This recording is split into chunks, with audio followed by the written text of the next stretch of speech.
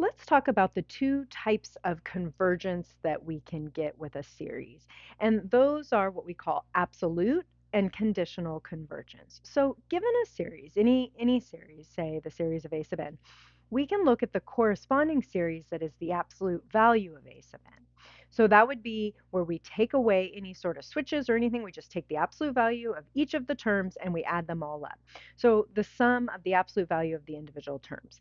Now, there are going to be two types of convergence. If this series in its absolute value is convergent, then we say that the series itself is what is called absolutely convergent. This is very, very strong convergence. What this is saying is that it doesn't matter if we are adding and subtracting terms. Even if we took away any sort of switch, any sort of signs, if we looked at just the absolute value of the terms, we are still going to be convergent. That's what we call absolutely convergent. Now, conditional convergence means that there is a condition to the convergence, meaning if we look at a series and itself is convergent, so without any sort of absolute value or anything, if we just look at the series with switches, whatever might be on it, if that is convergent, but then we take a look at the absolute value and that turns out to be divergent, that means there is something in the original series that is a condition within the original series that is guaranteeing the convergence. When we take it away with the absolute value, we get divergence. So this is not as strong of convergence, but it is still convergence. We just say it's conditionally convergent. The condition being whatever that piece is in the original series that is making it convergent, that when we take the absolute value creates a divergent series. Okay, so those are the two types of convergence. And what do we do with these? Well, from here on out, now that we've defined these two types of convergence, when we look at a series, we're not only going to want to tell if it's convergent or divergent, we're going to want to do what is called classify the convergence. So if we want to classify the convergence, then we're going to need to think about a couple of things. So let's talk about some notes about absolute convergence. Let's make this a little bit smaller so it's all on the screen. Okay, so a couple of notes about absolute convergence. When we come across a series, the first thing we want to actually do is check for absolute convergence. So we're going to slap an absolute value around the terms, and we're going to consider if the series of the absolute value of the terms is convergent. If a series is absolutely convergent, then we're done. That is the strongest type of convergence. We don't need to check for anything else. We know that it's absolutely convergent, and we are done with the series. We've defined how it converges. Now, one other note, some of the series that we work with are always positive. In fact, some of the tests that we've defined required that we looked at only positive terms. Think about your integral test, your comparison test. We were actually already testing for absolute convergence. So if the terms themselves are always positive, if they're always greater than 0, then of course the series itself, the terms in the series are just equal to their absolute value. When you take something positive and you take the absolute value of it, it is equal. They are the same. So if the series that we're looking at is already positive, then just showing that the series converges is showing absolute convergence. So kind of these two can go hand in hand. Of course, if you take the absolute value and just get back the series, because all the terms are positive, then we are testing for absolute convergence. Okay, so if we do not get absolute convergence, if we test the series in its absolute value and it is divergent, that's when we go back to the original series with whatever came at us in that original series, and we test for conditional convergence. In this case, alternating series test, if there's a switch on it, the alternating series test can be useful. But we go back to the original series and we check to see if in the original series we have convergence. If that is the case, since the absolute value is divergent and the original series is converging, then we say we have what is called conditional convergence. So remember, check for your absolute convergence first. Always check first for your absolute convergence. And if the absolute value is divergent, then we go back and check the series for conditional convergence. Okay, let's take a look at a couple of these. Okay, this is one that we have worked with in a multitude of different ways and applied different tests to. This is the alternating harmonic series. So the alternating harmonic series, you can clearly see that it has a switch on it. I wrote out a couple of terms. And in this example, we want to determine not just convergence, but we want to define the convergence as either absolutely convergent or conditionally convergent, or of course the other case if the whole thing is divergent. So in the previous video, we were able to show that this guy was convergent by the alternating series test. But if we were to come across this just as it is, this is the problem we're looking at, and we want to determine if the following series is absolutely, conditionally convergent or divergent, the first thing that we want to do is we want to consider what happens when we take the absolute value. So let's do that. Let's just take the absolute value and think about what happens there. Well, if we take away the switch, we end up with just 1 over k, which is a p series. I'm going to go ahead and put on my index from 1 to infinity. The index is, again, the starting place of the index is a bit irrelevant to us, but this is the harmonic series, not the alternating harmonic now because we've taken away that switch, but this is the harmonic series, which is a p series where p is equal to 1. We also showed it with the integral test. This guy is diverging. Okay, so this diverges. So in absolute value, we're getting divergence.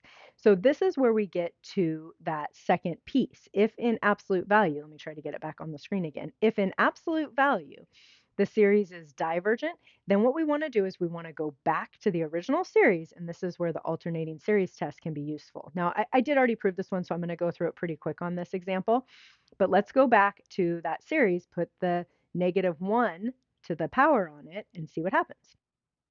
So let's come back to our -1 to the k minus 1 over k, and let's think about the alternating series test. Now again, remember with the alternating series test, we do two things. We look at the absolute value, we define b sub k, which is going to be 1 over k, and then we show two conditions for convergence. Now I will put a question mark here because if these two conditions are not met, then of course we are not going to get convergence. So we check two conditions. So the first condition, we have to show that b sub k plus 1, we have to show that it's decreasing. B sub k plus 1 is less than b sub k. So we have to show that it's decreasing. And we can show that 1 over k plus 1, because that denominator is bigger than 1 over k. So it is decreasing. The other condition that has to be met for the alternating series test is that the limit as k is approaching infinity of b sub k is equal to 0. So the limit as k is approaching infinity of 1 over k is in fact 0. So with the switch, now remember, this alternating series can only be used if we have an alternating series. Alternating series test can only be used with an alternating series.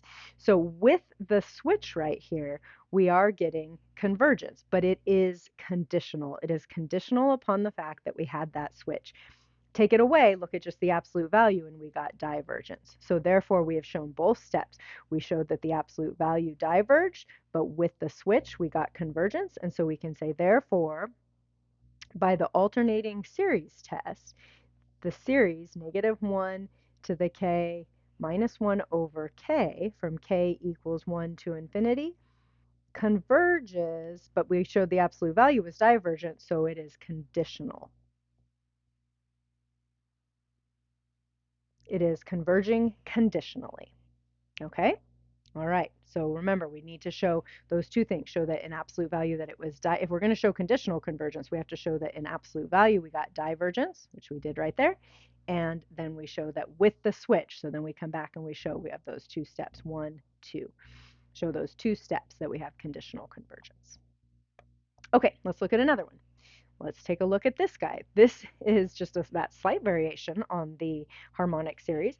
This time the power, notice, is n squared. So again, if I am testing for absolute or conditional convergence, the first thing that I want to do is I want to think about, in this case, the terms are n, so I'm going to say the absolute value. I'm going to look for absolute convergence first. So, and I'll put a little question mark. That's what I'm checking for first. So I take the absolute value. When I take the absolute value of these terms, I end up with the series 1 over n squared, as n is from 1 to infinity. N equals 1 to infinity. So if I take away the switch, if I take away the alternating signs here, I get the series from n equals 1 to infinity of 1 over n squared. Well, that is just a p series. And n is equal to 2, which is greater than 1, which means we converge. So in absolute value, we're getting convergence. That is all we need to show. We have just shown that this series, put the switch back on it. We have just shown, switch or not, right? with the switch or without the switch, with absolute value, that this series converges. So that means it is absolutely convergent. So we've got absolute convergence in this case. And we showed it by taking the absolute value and showing that the absolute value was convergent by the p-series. Okay, let's take a look at another one. So look at this one. We've got the sine of n over n to the 3/2. And I'm looking at that and I'm thinking to myself, well, if I want to show convergence, the first thing I want to do is I want to consider absolute convergence. So I'll put a little question mark. We want to consider the absolute convergence. So I'm going to take my terms. Again, I'm using n as index here, so I'm going to take my terms, take the absolute value of the terms themselves, so the absolute value of the sine of n over n to the 3/2 in absolute value from n equals 1 to infinity, and I want to consider that. Now, that is not just going to reduce down to a p-series, but I'm looking at that thing and I'm thinking, man, that looks an awful lot. So here's my thought bubble. Looks like the series 1 over n to the 3/2, since we know in absolute value, if you take the absolute value of the sine of something, you know it has to be less than or equal to 1. Not only that, but since it's an absolute value, it has to be greater than or equal to 0. So we know all of that.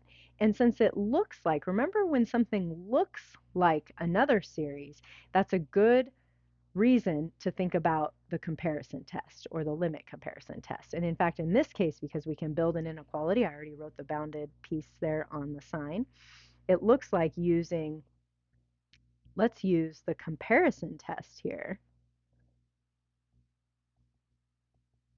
to show convergence. We actually have two comparison tests. We could use limit comparison test or we could use direct comparison test. So I'll just say use comparison test. Remember, our comparison tests do require that we have positive terms, but again, I am considering the absolute value of this. So the absolute value of the sine of n over n to the 3/2 has to be less than or equal to 1, because the sine is always less than or equal to 1, over n to the 3/2, and greater than or equal to 0 over n to the 3/2, which of course is just 0. And since this is true, since the absolute value, and of course that's positive because we took the absolute value, we also know that the series of 1 over n to the 3/2 from n equals 1 to infinity is a p-series, and it converges by p-series and p equals 3/2, which is greater than 1. So we know that that converges. Therefore, the series of the absolute value of the sine, make my therefore a little bit better, therefore, the absolute value of the sine of n over n to the 3/2, which is always positive from n equals 1 to infinity, is converging by direct comparison test. We use direct comparison right here. So this is right when we can build the inequality. DCT, I'll just remind us, that means direct comparison test. By direct comparison test, and furthermore, take away the absolute value. If the absolute value of the series is converging, then we know the series itself is converging absolutely. It's the strongest type of convergence because we were able to show that when you take the absolute value of it, it is converging, and we did that using the direct comparison test. And if that is true, then the series itself is converging absolutely. Okay, let's look at one more. This guy. Ooh, what are we going to do with this guy? Well, this is kind of an interesting one, and there's probably other ways to look at this as well, but I want to look at this one, and I want to show you one that is sort of a hidden alternating series, is what I would say. And let's just think for a second what happens with the cosine of pi times k as k increases. So if we plug in k equals 1, the cosine of pi is negative 1. When we plug in k equals 2, the cosine of 2 pi is positive 1. K equals 3, negative 1. k equals 4, positive 1. This is a switch. The cosine of pi times k, where we start at k equals 1, is literally the switch, negative 1 to the k. And so this is an alternating series in disguise, maybe, or just a subtle alternating series. Instead of kind of that flashing neon negative 1 to a power, we've got cosine of pi times k, but that does alternate between positive and negative 1. That is a switch. And so what we can say here is that we can say this exact series is equal to, they are exactly the same. They are equal to the series from k equals 1 to infinity of negative 1 to the k over the square root of k. And now if we want to consider the convergence of this, the first thing we want to do always, if we're considering absolute and conditional convergence, we want to take the absolute value. So when we take the absolute value, we're taking the absolute value of negative 1 to the k over the square root of k, and that is exactly equal to just 1 over the square root of k from k equals 1 to infinity, k equals 1 to infinity. I dropped my notation as I was going. But that is a p series, again, where p is equal to 1/2, which is less than 1, so that is diverging. So that diverges. So in absolute value, we're getting divergence. So what happens if we go back to looking at the switch? So now we go back. Now let's consider, this is where we are going to go back, consider a sub k with the signs. So now we're going to come back and we're going to consider negative 1 to the k, square root of k, and in this case, because it's an alternating series, let's think about the alternating series test. So if we're going to do the alternating series test here, then our b sub k, so remember our b sub k in this case is just going to be 1 over the square root of k. We take the absolute value, and we have to show two things. We have to show that it is decreasing, so we have to show that b sub k plus 1 is less than or equal to b sub k, or eventually decreasing.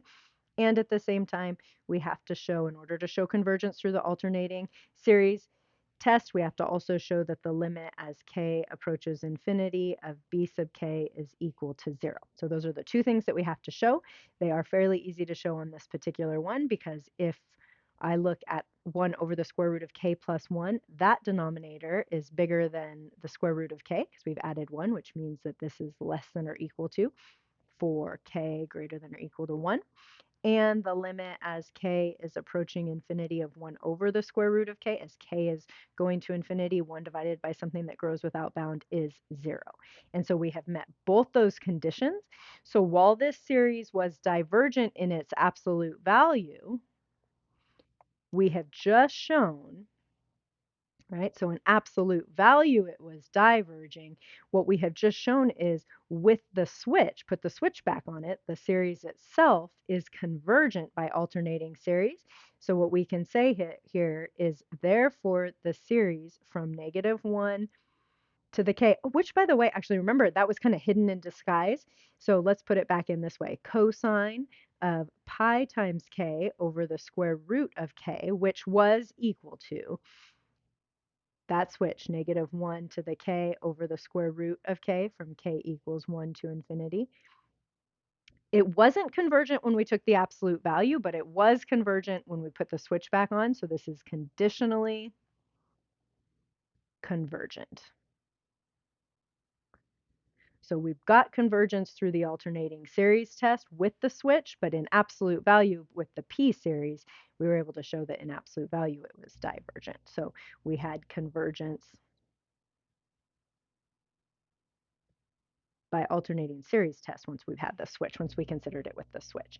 So that's how we want to look at series from here on out. Not just is it just convergent, but is it absolutely convergent or is it conditionally convergent? So we're going to be classifying our convergences moving forward, and we want to make sure that we think about how, essentially, it's how strong is the convergence. Absolute convergence is very, very strong convergence, and conditional convergence is still convergence, but it is dependent upon something like an alternating sign.